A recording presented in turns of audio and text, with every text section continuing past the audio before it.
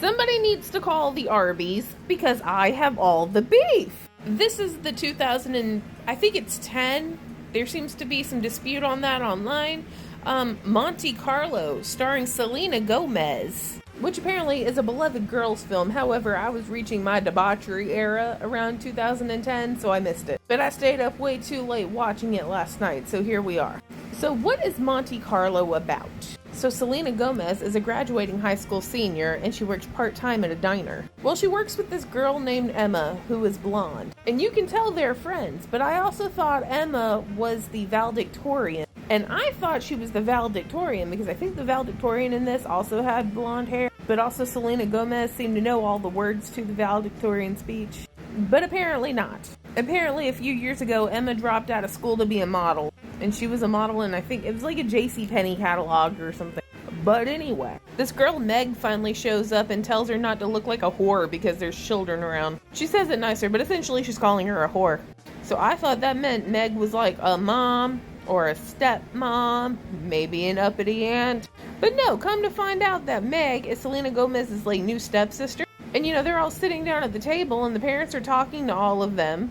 But then they're speaking to Emma like it's their daughter as well. So I thought they were all sisters. But then they don't trust Selena Gomez to go to Paris with her alone. Come to find out they're just friends. Even though she's a little older than her and like a whole ass adult. But anyway. So Selena Gomez has been saving up to go to Paris for like years, right? Well, her parents decided for graduation they were going to buy her new luggage and upgrade hers and Emma's tickets to Paris. But what they also decided is to buy Meg an entire fucking ticket to Paris without telling them that they were leaving. I think it was like the week after. Sorry, Meg, do you have a summer job? Are you taking summer classes? Do you have anything you needed to do this summer? Well, fuck you. Please go be our babysitter. And also, fuck you, Selena Gomez. We know you worked hard to buy your ticket to Paris, and we could have absolutely have just given it to you for graduation, but instead we're going to buy it for your sister. What? Meg doesn't want to go. Selena doesn't want Meg to go. Emma sure as shit doesn't want Meg to go. But apparently it's going to happen. But we're not even to the worst part. See, this is where my beef comes in. So Emma has a boyfriend, which if I'm not mistaken is the late great Luke Perry. So like the night before they're supposed to leave, they're sitting in Luke Perry's truck. And Luke Perry tells her, don't go tomorrow. Don't go tomorrow. I can't have you not here. And she's like, I'm going for a week. I'm going to be back. He proposes to her just so she won't leave town for a week. 7 whole days. She was going to be gone 7 days. And he was so distraught by the fact she was going to be gone for 7 days.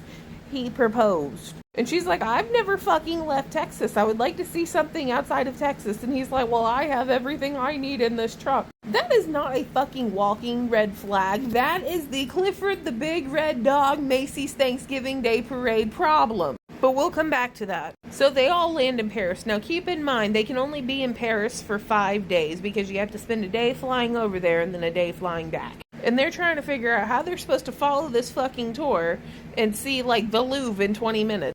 And this whole time, Meg and Emma have been a pain in the ass, and it's really putting a damper on Selena's trip. To the point she's trying to get away from their asses because they done missed the tour bus. And it starts raining, and they're trying to follow her to catch up, and she doesn't want to fucking see them. So she walks into this fancy hotel to, get out of the rain, and then the hotel mistakes her for some sort of socialite. So now we're pulling like a princess switch kind of thing. But not exactly because they don't meet each other, they're just committing fraud. She sleeps in the hotel room. They order room service. They take her luggage and her seat to Monte Carlo, which is in Monaco, by the way. It is not in Paris. And now she has to follow the itinerary. So they're going to balls and like polo matches, and they're meeting boys.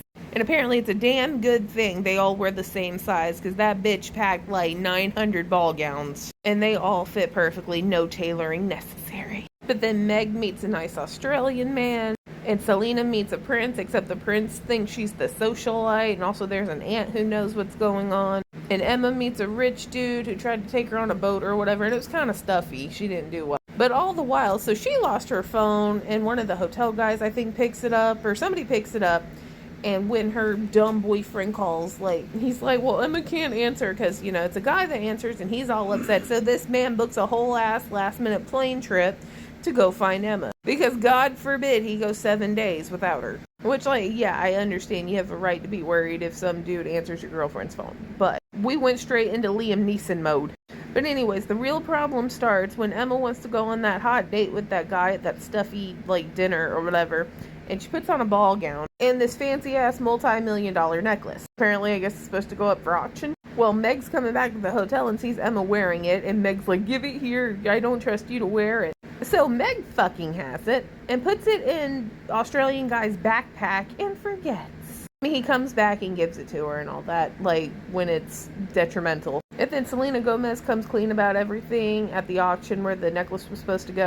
And the heiress was like, yeah, I'm going to have y'all arrested for committing fraud. And there's like, well, you're here and everything's here, so there's no fraud committed. But like, they ordered room service at something, so at least there's at least credit card fraud. That's a felony. An international felony. And then everybody ends up with their boyfriends. The end. Now, did I like it? No. I don't know why her classmates don't like her outside if she always dreamed of going to Paris. I have no idea how old Emma is actually supposed to be. I don't know if Emma had any plans that were actually ruined. And to be in Monte Carlo, I thought there would be an emphasis on gambling, and there was not. Although they did mention Grace Kelly, however, I think she was killed in Monaco. But she was also the Princess of Monaco. So there's that. 4 out of 10? I'm going with 4 out of 10, but I understand completely if this is somebody's comfort film, because not everybody liked the Lizzie McGuire movie, and not everybody liked the Princess Diaries, but I hold special places in my heart for both of those. So personally, 4 out of 10. Okay, bye. Shut up and put your money where your mouth is. That's what you get for going to Monte Carlo. Let's go commit some fraud and... would it count as perjury?